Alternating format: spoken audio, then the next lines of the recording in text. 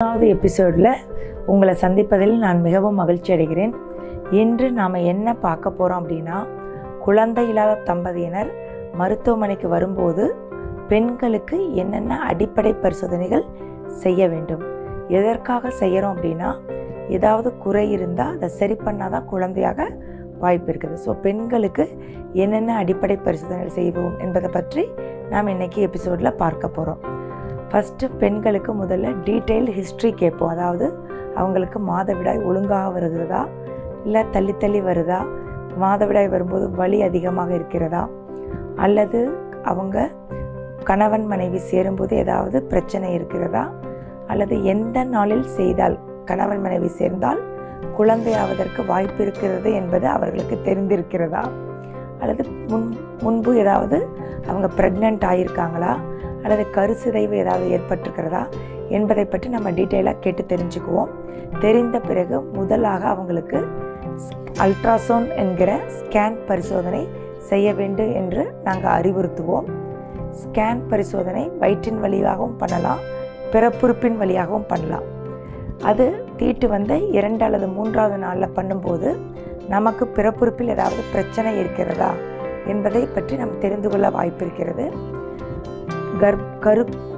முட்டைப்பை நன்றாக இருக்கிறதா, நல்லா வேலை செய்தா, அல்லது முட்டைப்பையில் முட்டைகள் எவ்வளவு இருக்கிறது, கருக்குழாயில் நீர் கோர்த்து ஏதாவது வீக்கமாக இருக்கிறதா, கர்ப்பப்பையின் உள்புறம் ஏதாவது கட்டிகள் இருக்கிறதா, பாலிப் என்று சொல்லப்படுகிற சதை வளர்ச்சி இருக்கிறதா, தடுப்பு சுவர் இருக்கிறதா என்பதை பற்றி நாம் தெரிந்து கொள்ள முடியும். இதற்கு மேலே அவர்களை 6வது நாளிலிருந்து 4 ஸ்கேன் தொடர்ந்து எடுக்க சொல்வோம். அப்படி எடுக்கும்போது முட்டை கரெக்டாக வளருதா, வெடிக்குதா என்பதை பற்றி நாம் தெரிந்து கொள்ள முடியும்.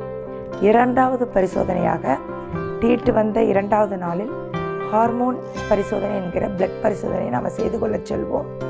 அதில் AMH anti-Mullerian hormone, FSH LH என்ற test, prolactin, thyroid function test எடுக்க சொல்வோம்.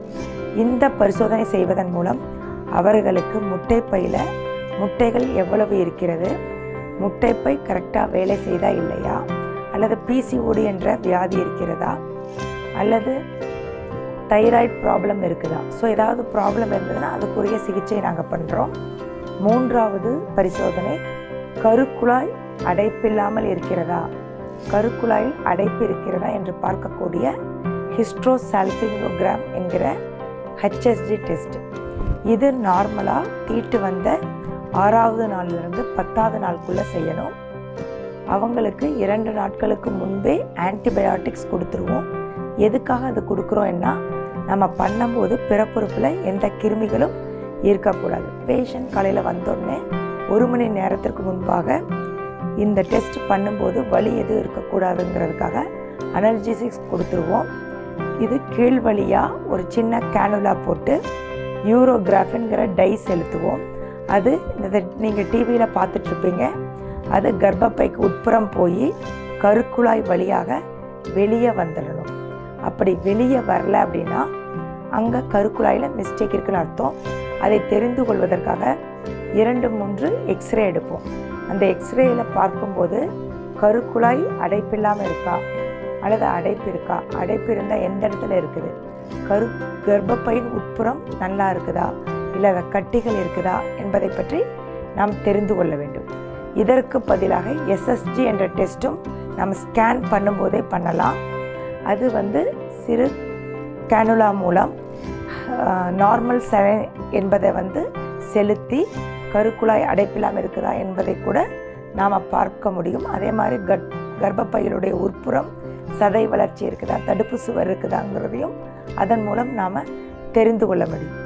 இந்த பரிசோதனைகளில் பிரச்சனை ஏதாவது இருக்குது அப்படின்னு வரும்பொழுது மேற்கொண்டு பெண்களை லேப்ராஸ்கோபி அல்லது ஹிஸ்ட்ராஸ்கோபி என்ற பரிசோதனை செய்ய வேண்டும் என்று நாங்கள் அறிவுறுத்துவோம். இந்த பரிசோதனைகள் செய்யும் பொழுது கர்ப்பப்பையில் ஏதாவது பிரச்சனை இருந்தாலும், அதாவது பிறப்புறுப்பில் ஏதாவது பிரச்சனை இருந்தாலும் வெறும் பார்க்கறது மட்டும் இல்லாமல் அந்த பிரச்சனைகளை நாம் சரி பண்ணவும் முடியும். சரி பண்ணக்கூடிய பிரச்சனைகளை நாம் சரி பண்ணவும் முடியும். ஸோ லேப்ராஸ்கோபி, ஹிஸ்ட்ராஸ்கோபி பரிசோதனை பற்றி நாளை நாம் தெரிந்து கொள்வோம்.